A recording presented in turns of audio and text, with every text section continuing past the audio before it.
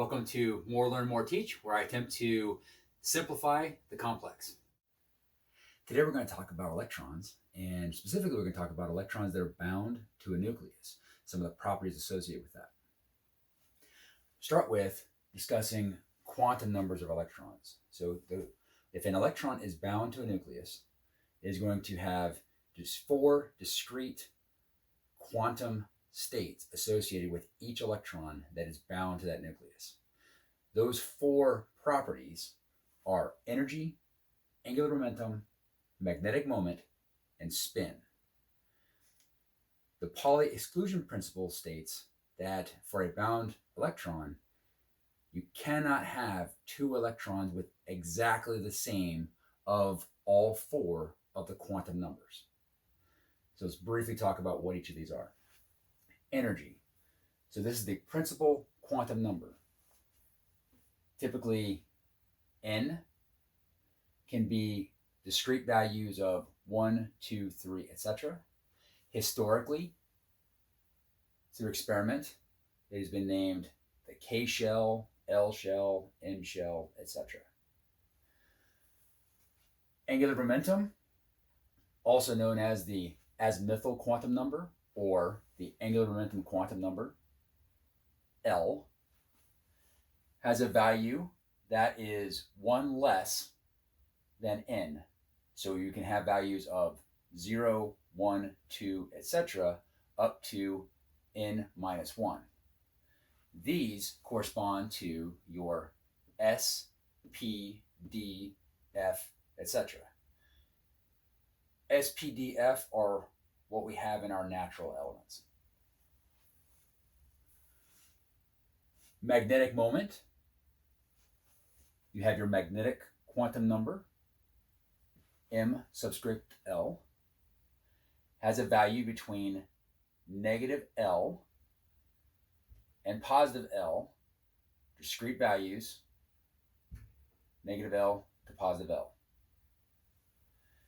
Finally, you have spin, known as your spin quantum number, M subscript S. Can only have 2 states, either a minus 1/2 spin or a plus 1/2 spin. We'll show this as a down arrow or an up arrow. So these quantum numbers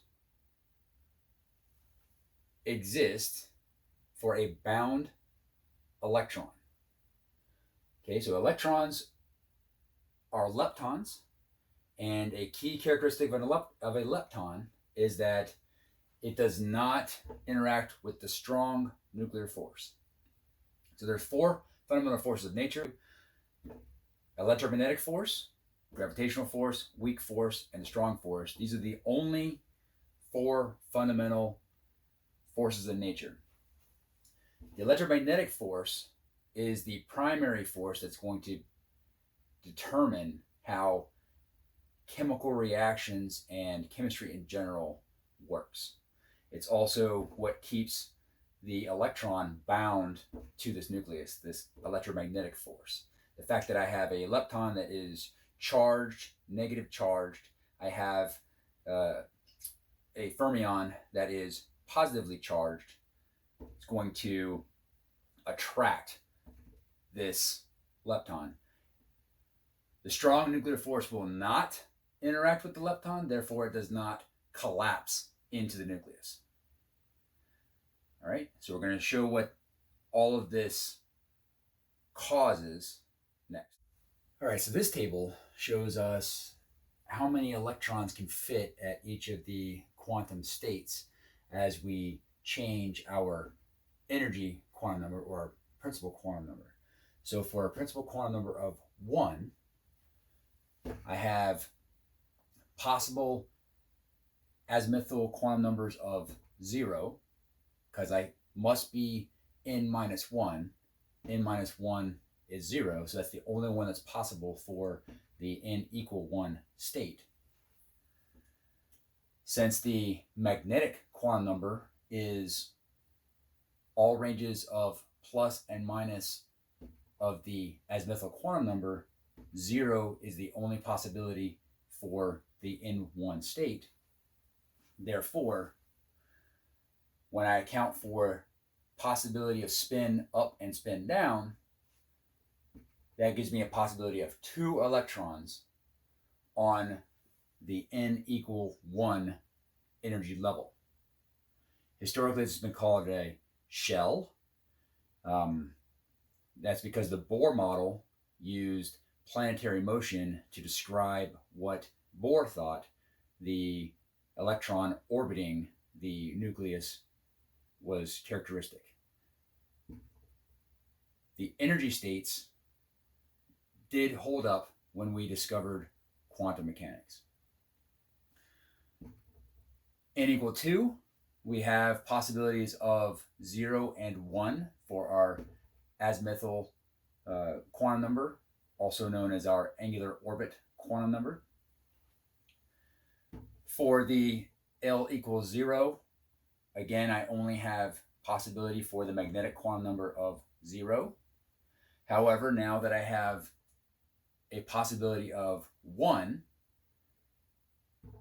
for this azimuthal quantum number, I can have -1, 0, and +1 for my magnetic quantum number.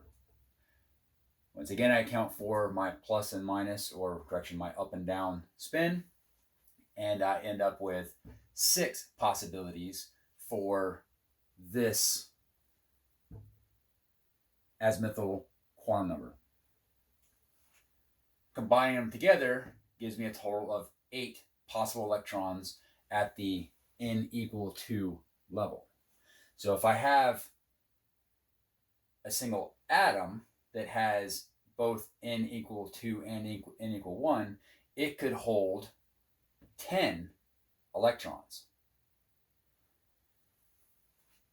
We continue down the list. You could go much farther. We can see how this continues to build. When we get to N equal 4, we have 0, 1, 2, and 3, which correspond to the S, P, D, and F azimuthal quantum numbers. That gives me a possibility of 2, 6, 10, and 14. All of that combines to 32. So you see we can continue on and we can hold a lot of electrons. So you're saying, hey, you said that there's only these 4 angular momentums found in nature. That's true. We're going to talk about why in the next segment. All right, so let's look at the same information in a slightly different way. All right, so what I have here is the principal quantum number, 1 through 7, and a list of the possible electron configurations we could have for this quantum number. So for N equal 1, L can only equal S. That gave us 2 possible electrons. For N equal 2, L could equal S or P. For the S level, we could have 2 electrons. For the P, we could have 6. For N equal 3, I could have S, P, or D, which would give me 2, 6, or 10. All right, so what we haven't discussed is what happens when you start putting a bunch of electrons in the same vicinity. Well, they're all negatively charged. They're all going to work against each other, right? So there's a electromagnetic force of repulsion that each of these electrons are going to exhibit upon themselves. So you have the nucleus, which is positively charged, which is pulling the electron towards it.